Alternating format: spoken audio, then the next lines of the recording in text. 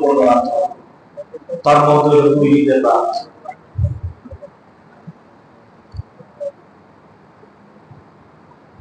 এই রাত্রে যদি কেউ আমল করে, এই রাত্রে যদি কেউ জাগ্রত থাকে, নবী করিম সাল্লাল্লাহু আলাইহি ওয়াসাল্লাম হাদিসে ইরশাদ করেছেন, কাল কিয়ামতের দিন মানুষ যখন হয়রান হয়ে যাবে নিজের হিসাব নিকাশ দেওয়ার জন্য,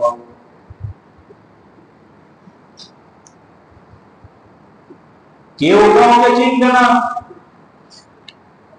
ছেলে মাকে চিনবে না, মা ছেলেকে চিনবে না, ভাই ভাইকে চিনবে না, ভাই বোনকে চিনবে না।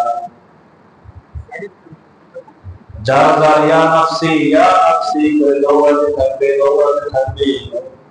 ওই কঠিন দিনে আল্লাহ তাআলা দুই ঈদের রাত যাপন করে আল্লাহ তাআলা দুশ্চিন্তার মুক্ত রাখবেন। সুবহানাল্লাহ।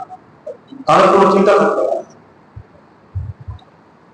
এই দুই ঈদ রাত্র যে জাগ্রত থাকবে, ইবাদত করবে, কাল কিয়ামতের দিন কঠিনময় দিন, যন্ত্রণার দিন, আযাবের দিন সহ্য করার মতো না। ওই কঠিন দিনেও আল্লাহ তাআলা এই দুই ঈদ রাত্রি যাপনকারীকে দুশ্চিন্তা মুক্ত রাখবেন।